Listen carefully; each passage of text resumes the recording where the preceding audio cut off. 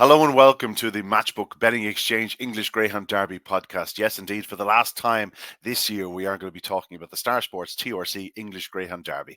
I suppose around 190 have come down to 6. And they will be chasing £175,000 at Towcester Greyhound Stadium on Saturday night. One of the great occasions in world sport, never mind greyhound sport, in world sport. No occasion like a Derby final, be it in Shelbourne Park or in Towcester or in Wimbledon or in Nottingham or wherever it has been. We do have a wonderful venue, though, for the English Greyhound Derby on Saturday night. Towcester will be awash with people. Not an awful lot of TV coverage this year, and it might just bring a few extra people to the track, and that could be only a good thing. Exceptional racing to look forward to. Brilliant card. As always, I'm joined by PL Paul Lawrence, who will be providing the soundtrack to the action at Towcester on Saturday night. Before we get into it, just remind you that Matchbook Betting Exchange offers daily markets on all greyhound racing. Of course, there is the anti-post book there available for the English Greyhound Derby, only for a couple more days, of course, because it'll switch to a daily market before the weekend is in. And lots to look forward to. PL, we are there. Can you imagine? We're just a matter of 29 seconds away from knowing the winner of the Derby. It's been a wonderful, wonderful competition, no question about it. We've said it every week, touch wood, very, very few problems.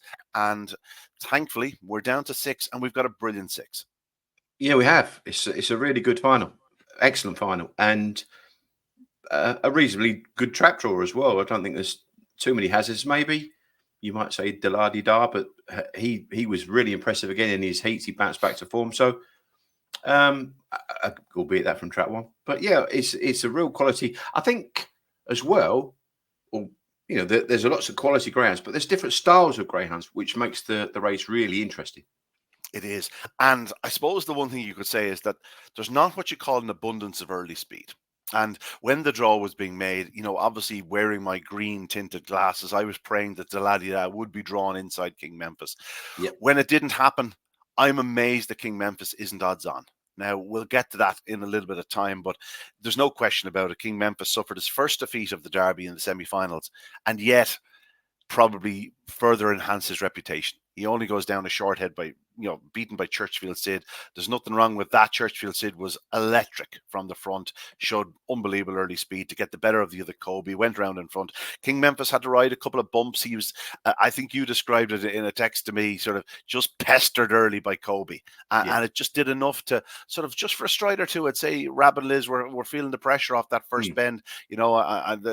The KSS syndicate were sort of, it was sweaty boxers time, shall we say, but he just showed his class and his pace, and all of a sudden he emerges, and not only did he not only did he qualify, but he's only just beaten. I thought it was a brilliant performance, and as I've said, I think he was 13-8 after the race before the trap draw was made. That looked very big to me. Yeah, I would agree with that, Ian.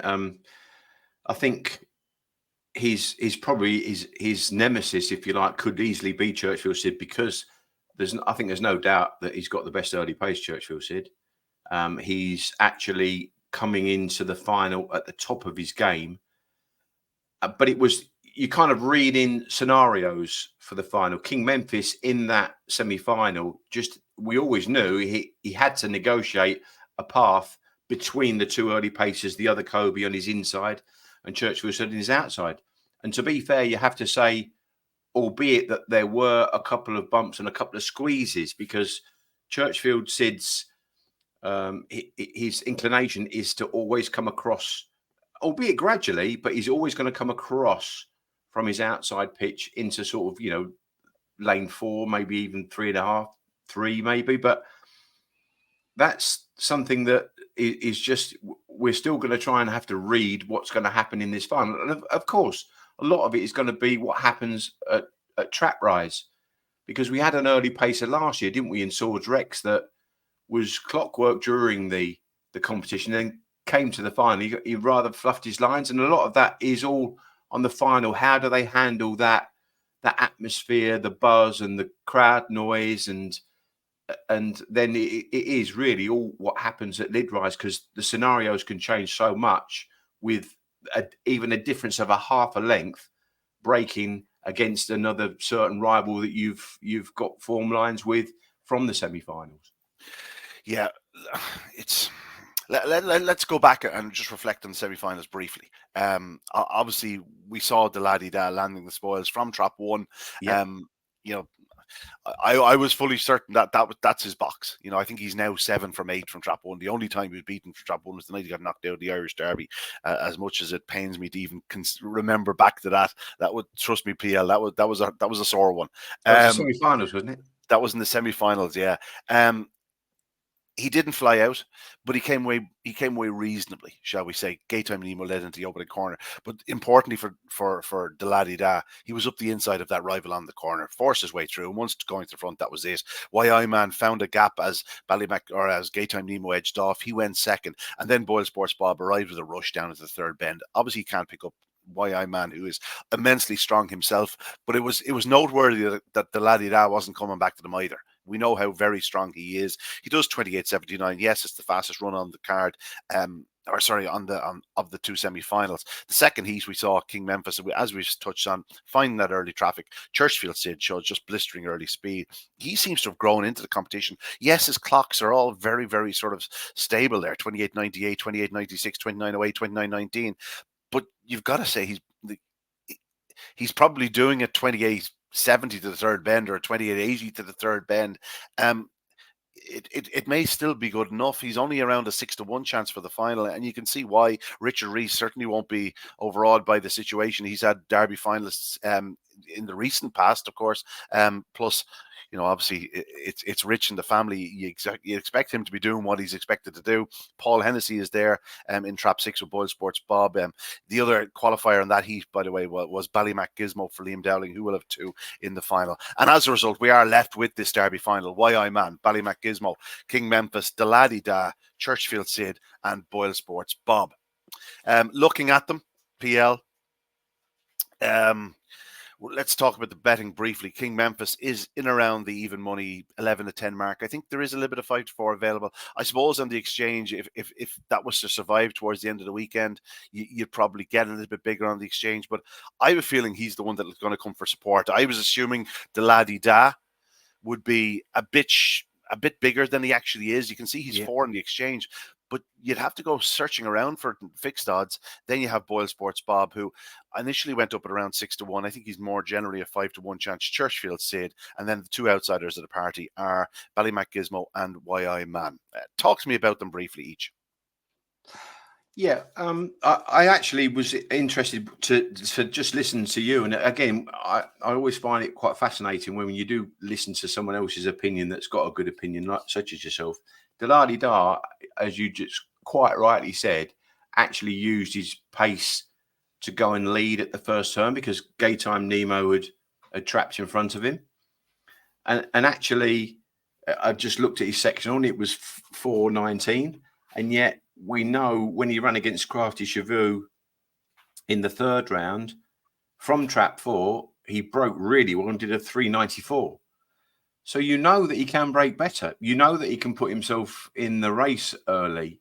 So that's interesting because I think out of the trap draw, I thought maybe he was the one that had the trickiest, if you like.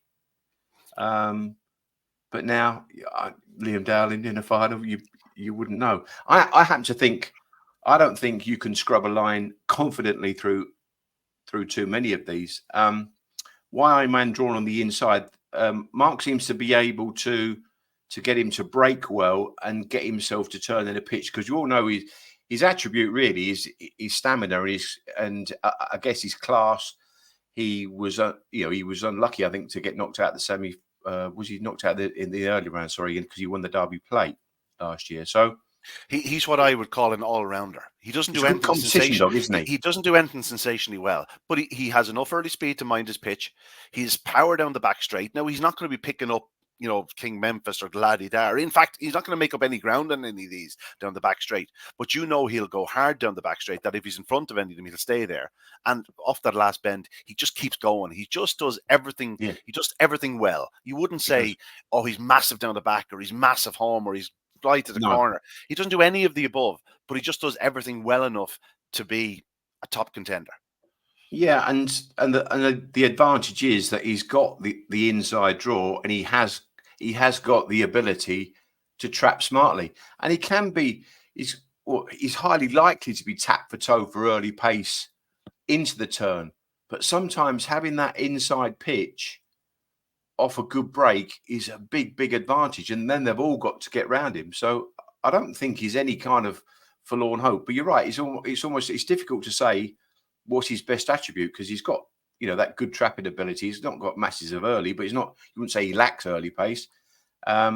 He's got a bit of middle, and he comes home all right. So he's one of those where he's done really well to get to where he is, and he's not without a chance by any means. Of course, he's also trained by a man who's tasted glory before. Am I right in saying that even if he does win at 20-1, he's probably not going to be Mark's biggest priced Derby winner? Was Kind of Ready a big price? Big price, or was he? Yeah, I can't even remember what price he was. Yeah, speaking to Mark because he was saying that I think Kind of Ready had run really well in the Monmore Puppy Derby, and he couldn't really understand why he kind of kept being avoided, if you like, in the betting. He was quite surprised, and I suppose I think reading between the lines from when I was speaking to him on Monday at the lunch, it's almost like they were the other dog as well that he had that you're going to tell me he won with. Is it Blonde? Yeah, Blonde Snapper. Blonde Snapper. Yeah. So Blonde Snapper was another dog that I think 25-1 Kind of Ready was returned. Yeah. Yeah. And I think, but Kind of Ready had good pace to compete in a Monmore Derby, Puppy Derby. You have to have speed because it's more of a speed track, isn't it, Monmore? He finished second. Here's one for you. He finished second to another English Derby winner. What was it in the Monmore Puppy Cup? Go on. Bandicoot to Pokey. Yeah, there you go. There you are. A rather strange winner, but yeah. But even so, yeah, another quick dog. But Blonde Snapper was another dog. I think he'd had problems and he'd been injured. But I think Mark, reading between the lines, I think Mark had confidence in their pace and their ability, whereas he kind of, with Why I Man, it's one of those where I think it's probably a little bit of a bonus to actually get him there because he's just that, as you say, he's that good all rounder, isn't he? He's that good competition dog. But I happen to think that because of the Mark Wallace factor as well, he's not without a chance by any means. No, and if you are going to win with an outsider, Trap 1 is probably the place to be. Exactly. Because you're probably going to need a little bit of help. And if there is traffic, if you're sticking to the fence, you may well avoid it. And that's the key. And I'm sure there will be one or two that'll be having a nibble at the 20-1 because it's very big about a dog who's capable of the runs he's capable of. Ballymac Gizmo's one of two runners for Liam Dowling. Liam has gone close to English Derby glory before, of course. Ballymac Vic was, I believe, a desperately unlucky third in the English Derby at Wimbledon, and Ballymac Taz, who just could never quite get there against Price's Blake. I don't put her down as an unlucky loser, but I put her down as a very good second. I think she's only beaten half length in the Derby. So Liam has a bit of unfinished business. Now, Ballymac Gizmo is his second hope. This fellow is in around the 12-1 mark PL. Just one or two things I picked up. I heard Liam talking about him, and what he said about him, I think there's no doubt Liam feels this fellow has the engine and the pace to win a race of this nature, but he is still quite puppyish. He's still quite green. And once or twice we've seen him come away, but just losing a stride or, it just hasn't seemed to get loose yet. He's going to need to produce the best start of his career by some margin. And that's a big ask on the big stage and, the noise of Towcester, Derby roars and the likes, but who's to say it won't light him up? He came in for sustained support last week. He was available. Am I right in saying he was available? It was 16-20-1. He was 25 to 1. He was 25. Yeah, he was. And like that 7-1 is a solid 7-1 because that's all he was in the exchanges. In fact, he may nearly have been trading under at the off. Yeah, no, he's a dog that I really, really like. He caught my eye in the first round, and I must admit I have fallen for him for a couple of occasions, but because he does seem to go off at reasonable prices, or put it this way.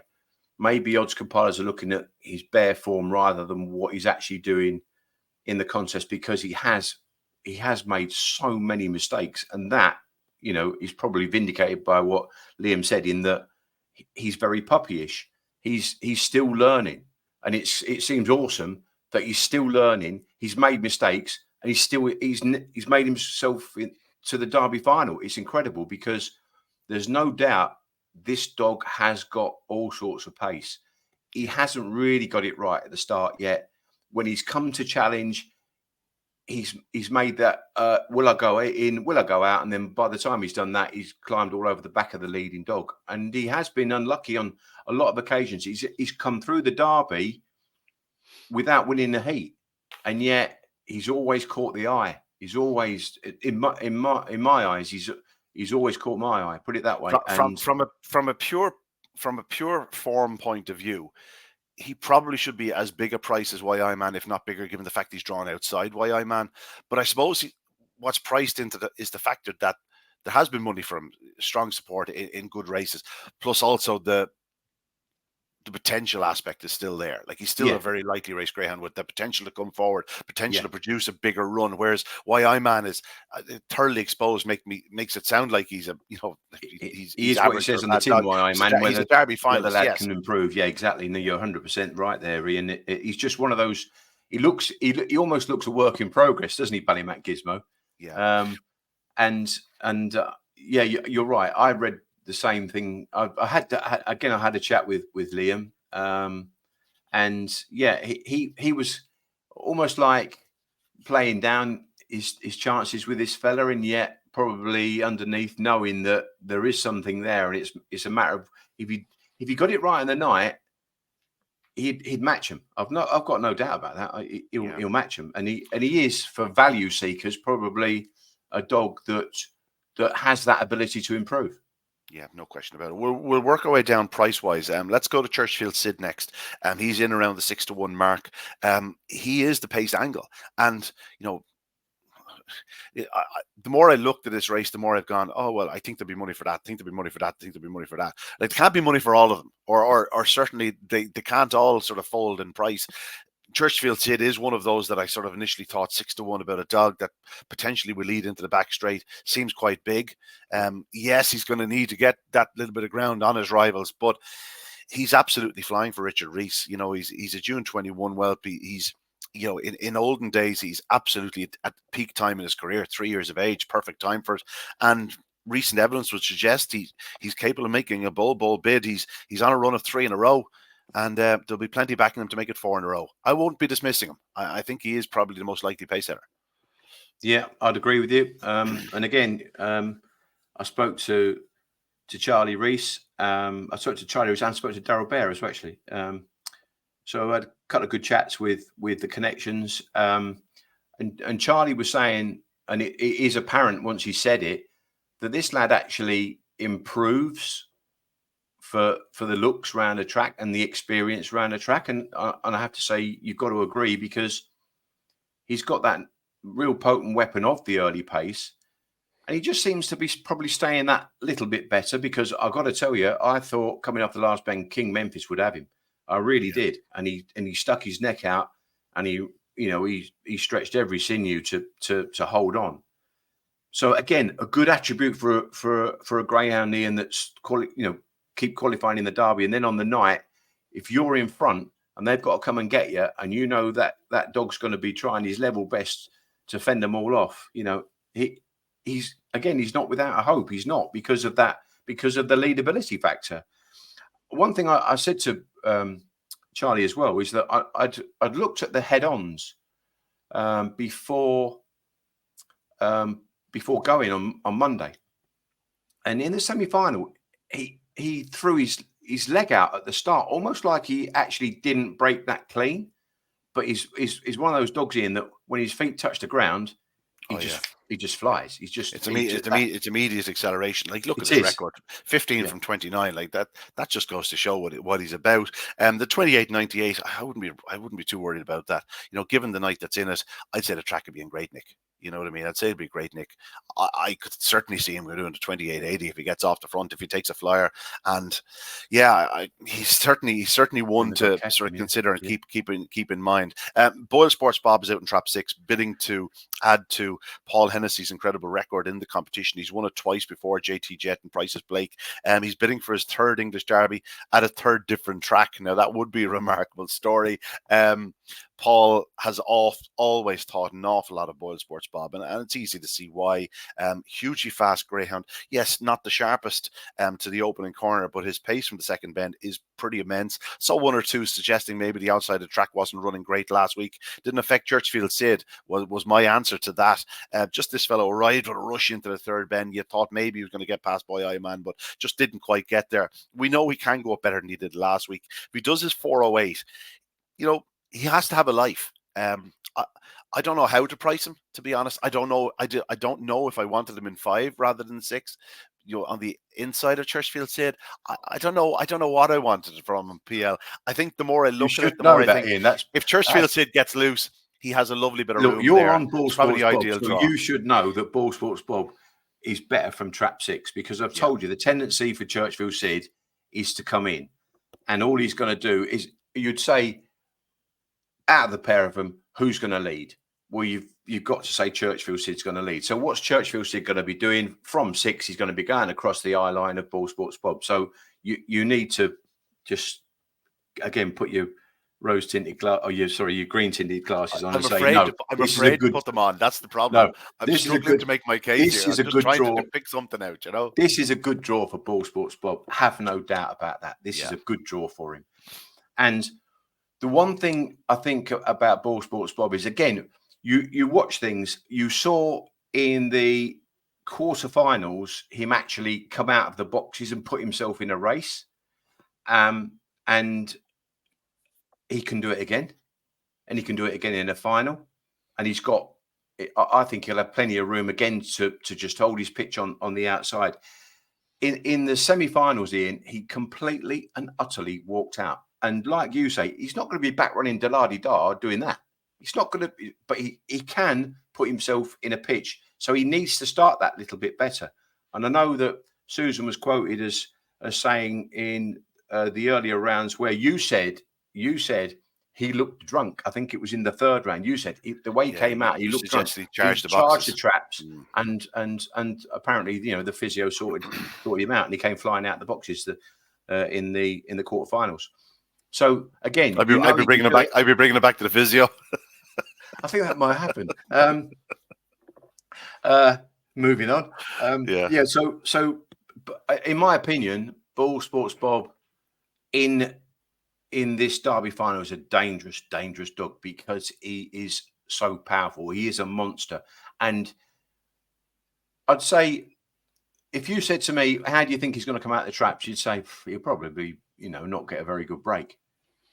And then he puts himself on the back foot. But you never beat with him. You never beat with him.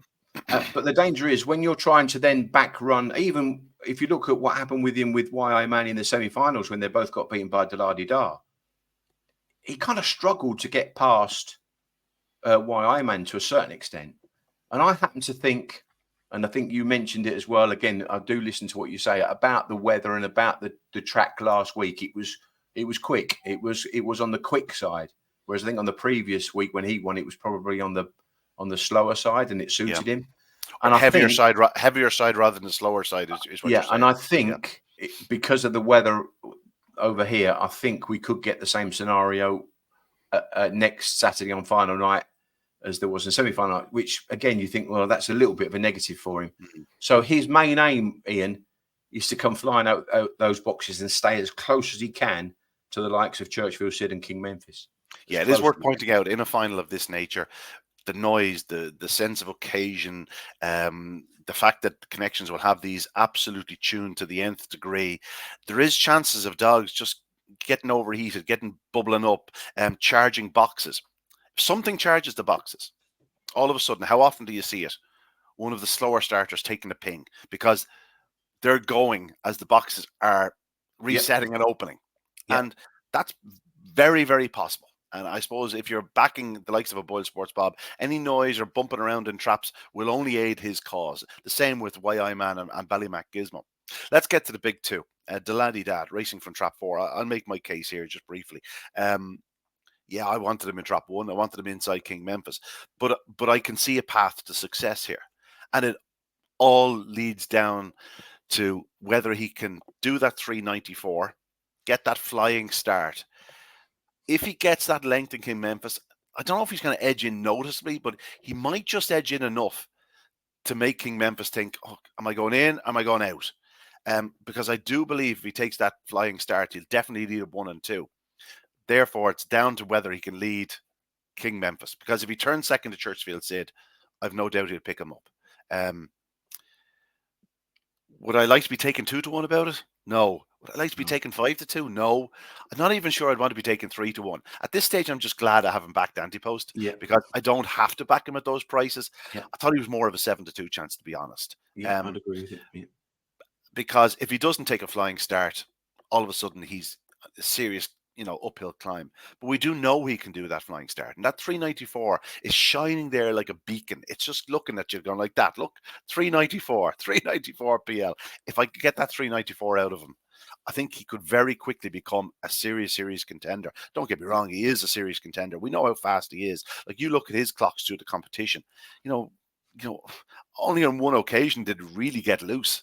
And obviously last week he led from the opening corner. The night against Crafty Shavu, he does 28.64, and he's still sort of forced to wait for his line and move off and go to places where he wouldn't normally go. So I think he's capable of a 28.50 run, but he's going to have to do that 394, Paul. That's the difference. And for those looking to back something at value, I'm not sure the laddie that is the one in the final.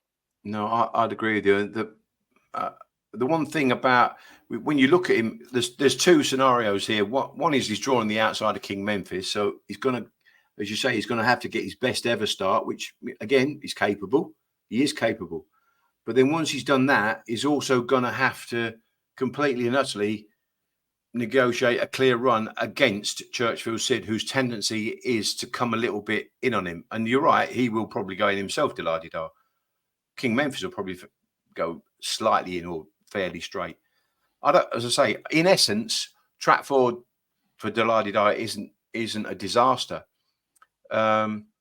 He can run from any of those kind of inside four boxes. He's not draw reliant, if you like, so he's not going to dive straight for the rails or anything like that. But he's really got to somehow, and this is what I don't know, somehow negotiate some path around Churchfield Sid, because I do feel that it's more likely that Churchfield Sid will be prominent and up there, maybe even in front of him. So I'm not sure if he's got enough to, even when he gets his best break, to actually hold and get rid of Churchfield Sid, if you like, to the turn without getting a bump or not. And to win any kind of Derby final, you probably really want to be doing your best time, and so therefore you need your optimum break, so therefore you need your clean run. And I'm not convinced he will get a clean run. That's my issue with Deladidar. Yeah. That leads us to King Memphis. A thoroughly deserving favourite, no question about it.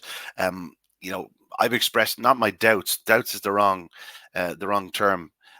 I've expressed the reasons why I would have opposed him from the early rounds. Just given the fact that he's never really taken on this class of greyhound night in, night out.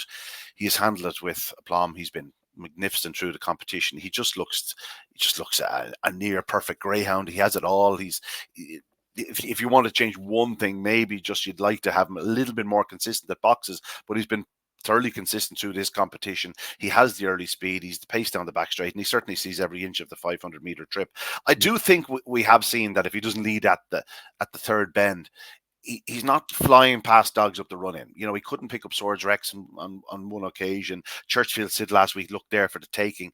But just given the makeup of the race, if he is going to be, if he does get a clear passage, you'd imagine he probably will be in front by the third bend.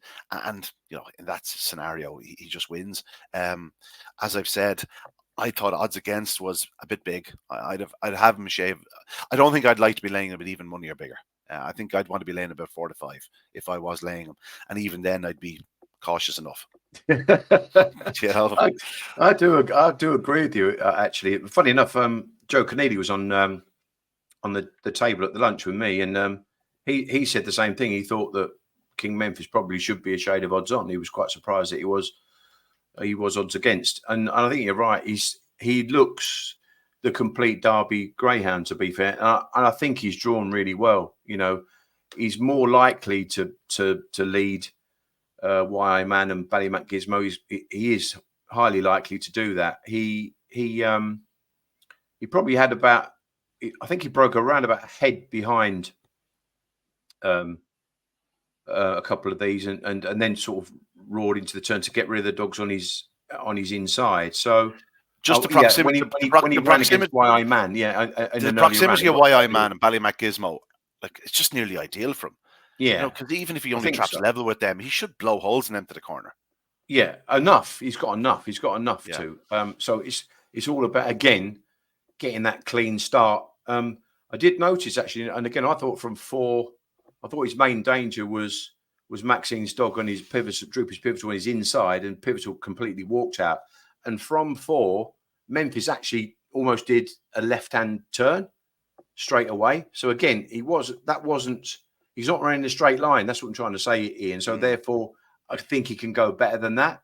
And Churchill's did definitely outpaced him.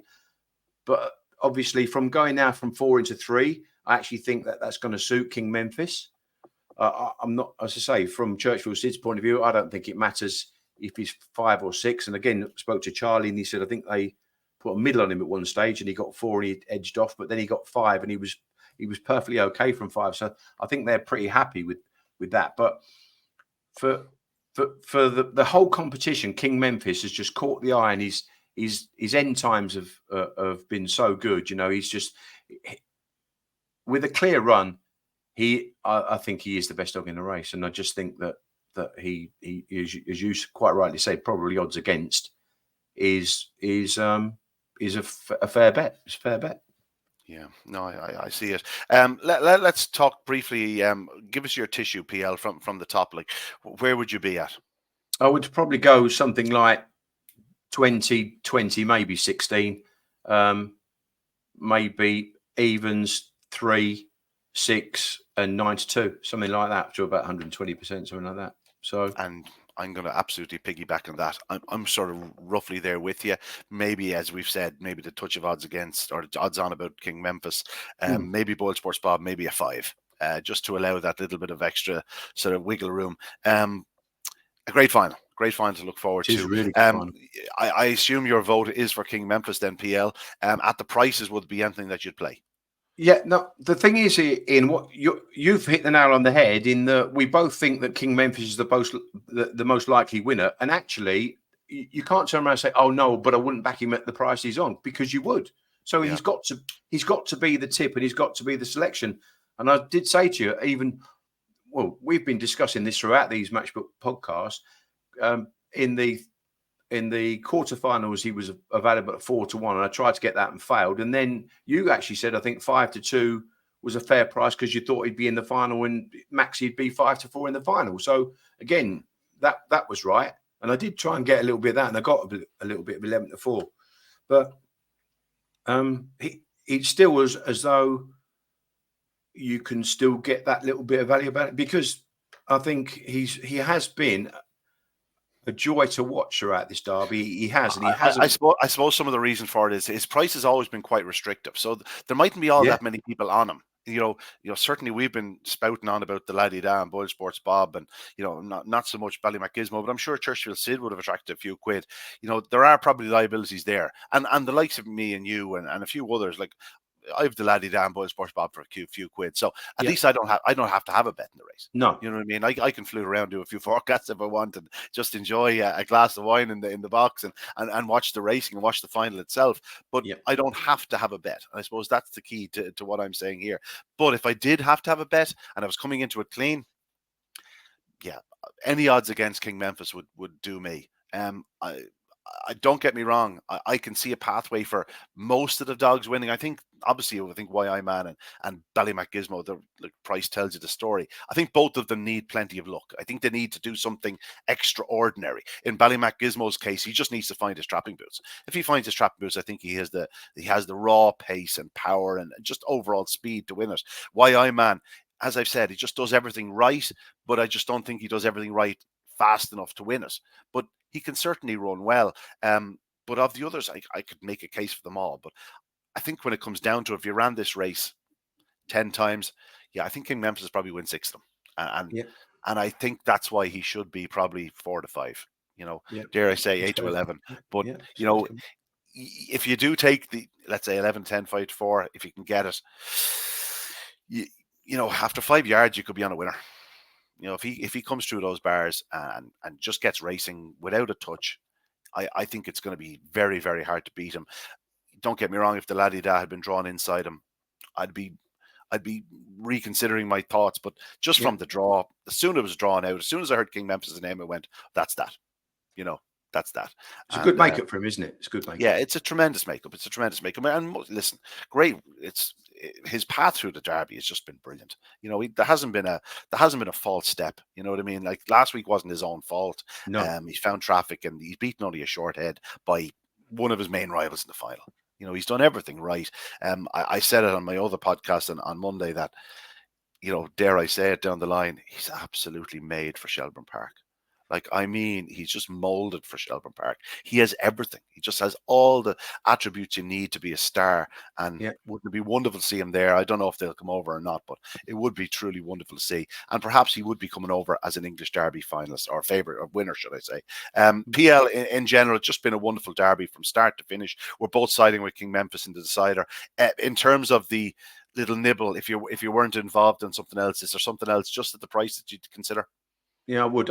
It'd be Ball Sports Bob. If you can get over 6, i.e. 5 to 1 on the Matchbook Exchange, then I'd suggest having a little bit on that, or even a place on him as well. So I suppose the thinking is that if King Memphis isn't going to win it, it means that there probably will be a bit of crowding in the middle of the track. And in that scenario, the likes of he could pick up the pieces in behind, couldn't he, for a place bet as well, Ian? So yeah, that would be my take on it, because I just think he's a very quick dog, and I think you'll see an improved run from him on Saturday.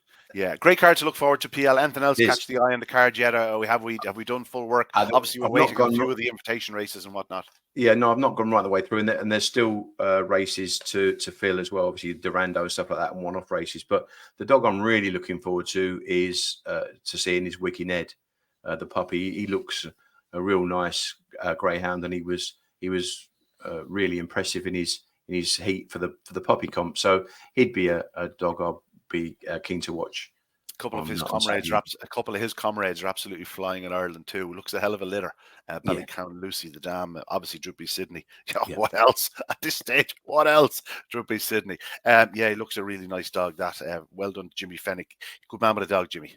Really he is good. He's a nice fella as well. Yeah, I was going to say an absolutely sound fella too. You know what I mean? Which also helps. No, great finals to look forward to at Towcester on Saturday night. If you can get to Towcester, it just comes highly recommended, PL. Oh, you should. I've said it many a time. Greyhound racing needs these nights, this sense of occasion. And Towcester's a great party venue. It is. It's brilliant. And you get that setting, especially when you get the warm weather. And I'm expecting to get warm weather. There'll be a lot going on. There's tribute bands. There's, I think, East 17 are playing. There'll be a disco. So there'll be all right. That's it. It's gonna be all right. There'll be plenty to. Yeah, it'll just be as you say, it'll be kind of a carnival sort of feel to it. And I think we've gone through this derby, and I think it's a vintage derby. So I think actually, everything in this derby this year has been perfect. It's been so good. It'd be really enjoyable, and it'd be almost like, if you are listening to this podcast, like you say, make the effort and go to Towcester and experience it and say, I was there. Yeah, obviously England played on Tuesday night. I hope you weren't screaming at the TV. I hope you're looking after yourself now with honey and lemon for the week. I don't know if that's in your makeup, but you're looking forward to calling the big one, PL. Is this your first English Derby decider?